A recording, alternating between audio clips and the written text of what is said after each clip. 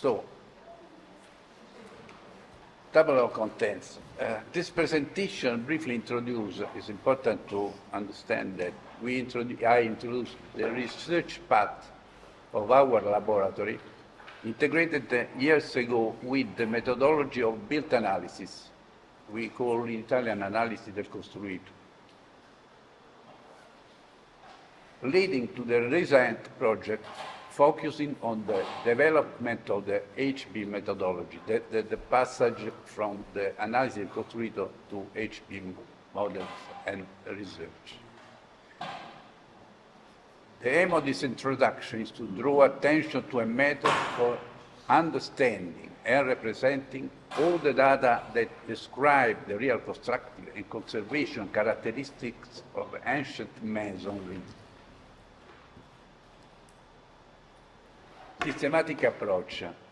A central theme of this workshop is to explore and apply the process of studying historical buildings by proposing a systematic approach that begins with data acquisition through advanced remote sensing techniques. This afternoon we will make an experiment using a new remote sensing technique, a movable laser scan.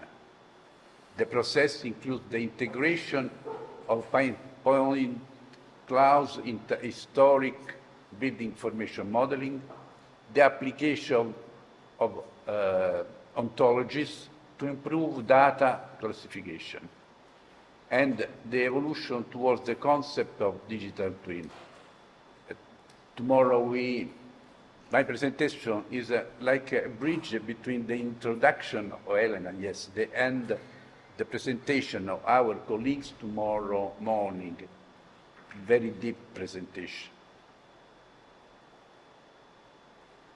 Our team has started from years to develop the scientific methodology called built analysis, analisi del costruito, which is achieved through a detailed study that includes the examination of the building's historical, architectural, and structural characteristics, which are the different steps. Further, that we all people working in the restoration project know very well now. Historical first, we have seen in the project of Poggio Reale. First, historical and documentation study. Second, architectural and morphological analysis. Then, activity with diagnostic surveys. Because the study of materials and construction techniques and evaluation of the conservation state can use some crucial, can pass some crucial problems with the planning of a program of diagnostic survey. I'll show you at the end of this presentation some examples. In all our cases, we have a collaboration, a multidisciplinary collaboration with experts of different disciplines, because this exchange is very useful for interpretation of some integrated data. For instance, in this case, I think Giovanni knows very well, is in an ancient city in Cyprus, with the participation of very large group of experts. I want to show only one example.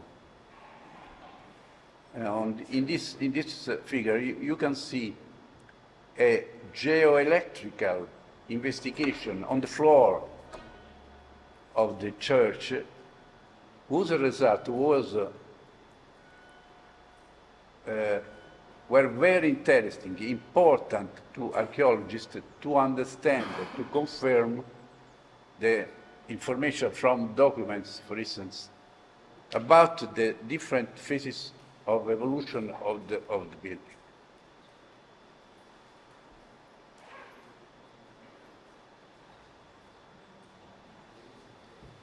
The study of materials and construction techniques and the evaluation of conservation state, that is two other fundamental steps of study of buildings, can have a very important, very useful support by planning a program of diagnostic survey.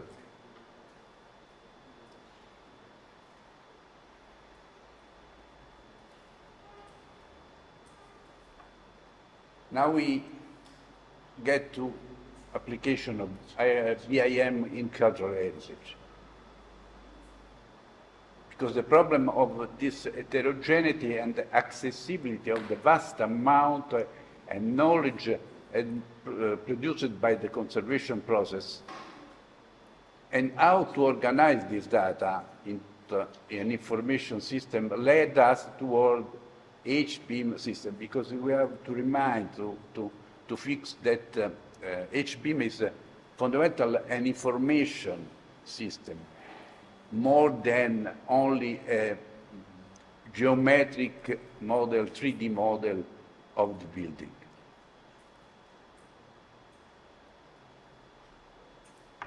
We wanted to experiment the transition from the analysis del costruito, built analysis, and BIM methodology, in a first case, applied to restoration of a castle in Zena, near Piacenza, in the province of Piacenza, to verify how it was possible to create a model functional for an effective integration of data.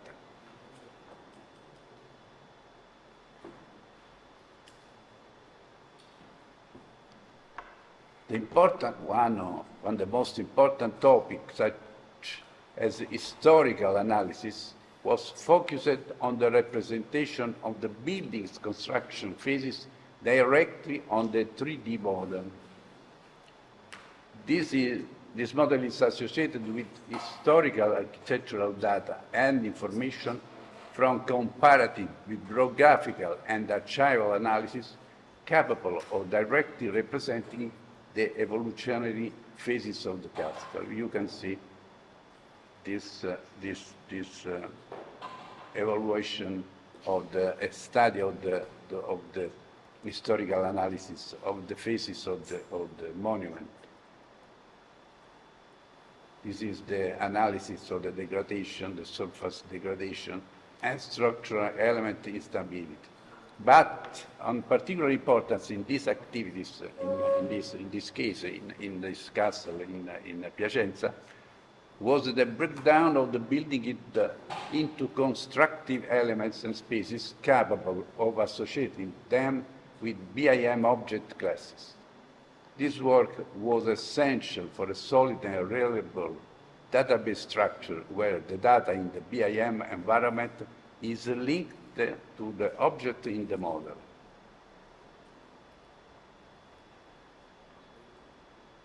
Important is the survey. We carried out a survey for the knowledge process of existing masonry structure. Based on the project and research, our projects and research, it became clear that focusing on a central element is crucial for accurate information, the proper understanding of masonry structure.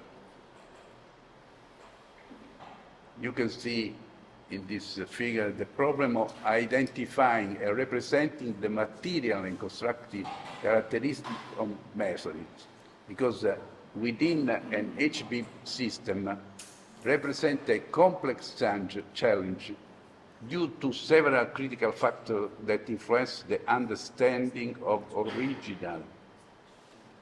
original construction techniques. These difficulties mainly arise from different causes. The causes that I think all experts working in restoration project can find is variability of materials and construction techniques, and also complex geometries.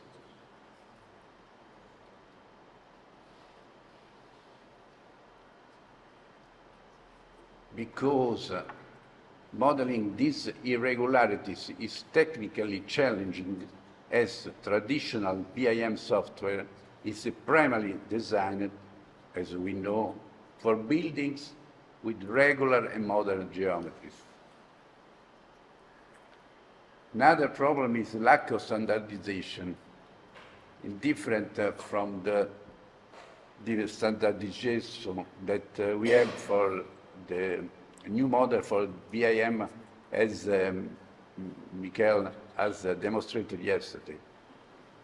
One of the most significant issues in HB field is the lack of shared international standards. But a potential solution lies in the development of material libraries specific to heritage within HBIM software. This is an objective. This is of the archetypal working group launched by ESPG and BLAB as a part of the data infrastructure.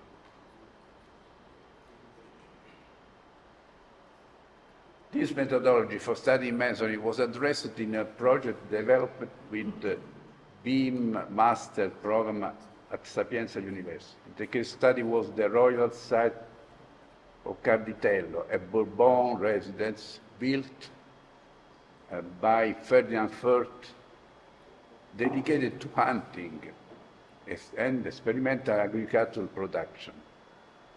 In 2014, restoration works was undertaken on the main building, but not, this is important, not on the real service building.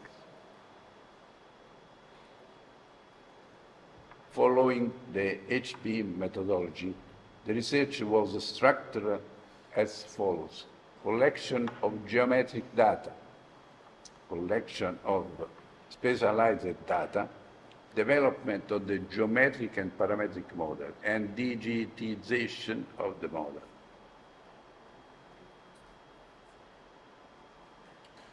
The difficulty of modeling historical masonry in HBIM depends on the lack of dedicated libraries, but also on the challenge of gathering detailed technical and construction information related to object of our case.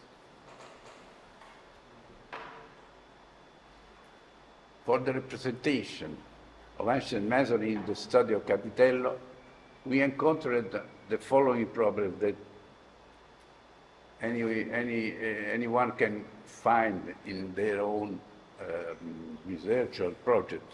Problems of accessibility and plaster, gaps in historical documentation,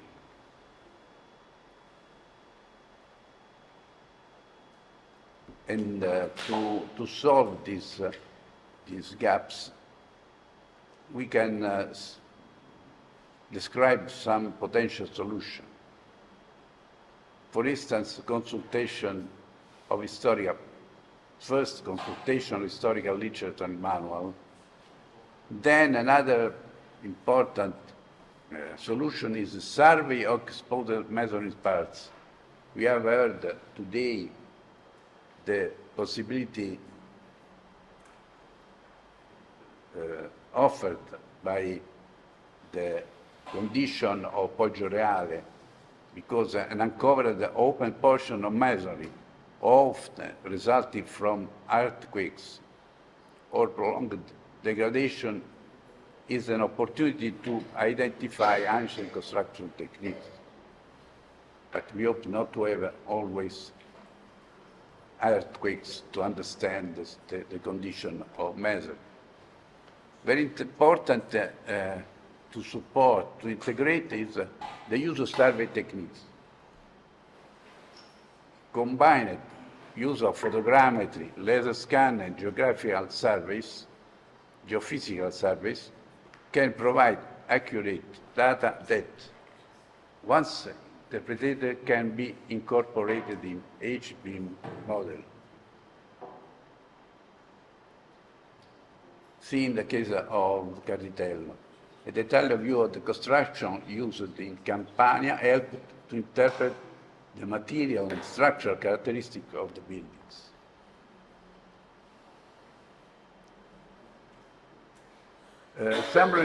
Some restored buildings provided a detailed view of the construction methodologies used, because in the monumental complex of Carditello, a series of buildings located behind the palace have not been restored, and due to prolonged abandonment and degradation with collapsed sections, they have offered a valuable opportunity to identify ancient construction techniques.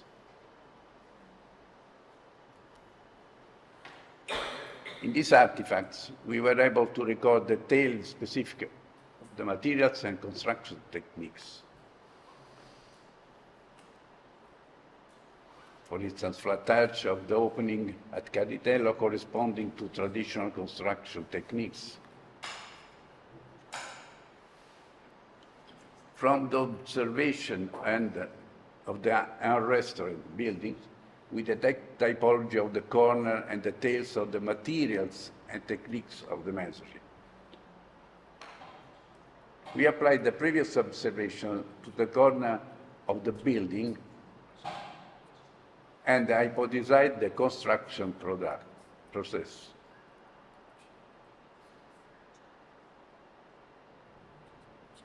Another construction topic concerned the composition of materials and structural arrangement of the numerous barrel and pavilion walls at Carditello. Possible answer was in observing walls without plaster and evidence from literature. The various types of masonry deterioration have been analyzed. 4 types of deterioration have been identified and represented using a technique that allows them to be visualized directly on the model.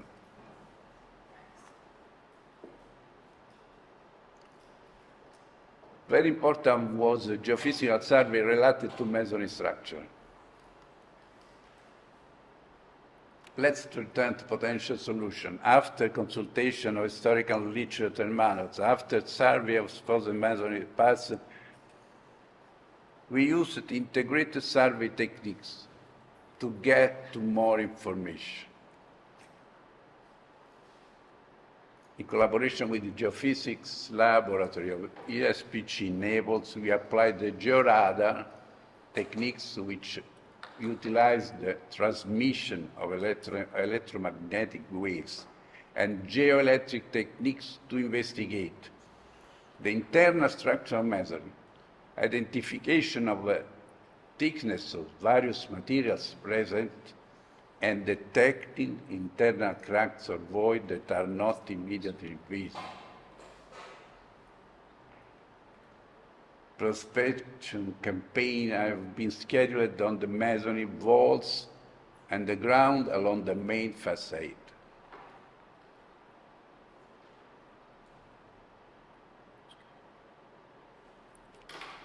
For instance, this is geophysical acquisition for diagnostic purpose of the vaults. High-frequency ground-penetrating radar survey were used on the floor in some groups at the ground floor, first floor, and attic. The same technique was also used to investigate the building floor, highlighting the varying arched thickness and the related infill. The interpolation of the 3D GPR grids allowed the identification of the flat areas from the curved zones in the floor, distinguish the original part horizontal from the curved part that we can see in the black area. Ground GPR and geoelectric surveys were carried out on portion of the external terrain to detect this part, subsidence of areas of water infiltration. This part. The geoelectric and GPR survey allowed for the detection of the complex foundation wall ground system, highlighting the wet areas in this part with this signal, the blue one, the interpretation of the signal in the figure, by positioning them volumetrically and identifying the presence of some service manholes.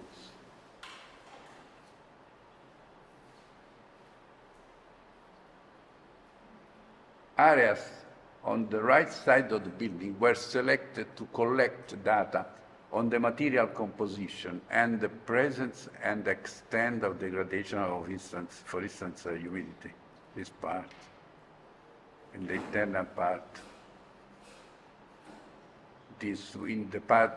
some part near these windows and these buttresses.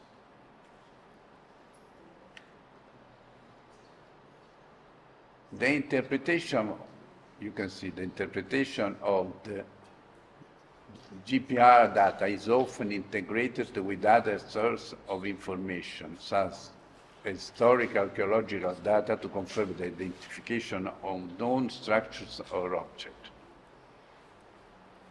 Because we found this data and we decided to integrate with other geophysical surveys, such as seismic, magnetometric, geoelectric surveys, to obtain a more complex view of the underground structure.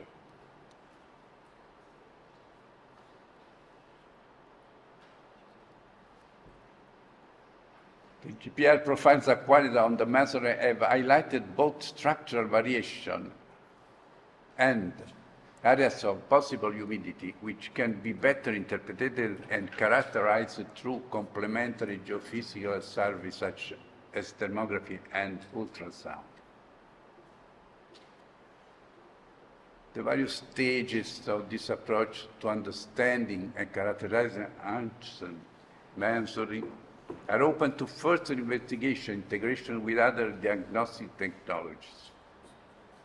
This aims to contribute to the challenge of making HBIM a complex and functional information system for monument conservation project, and convince our colleagues in Poggioreale, mainly Caterina and Cessari, to create a digital twin of Poggioreale.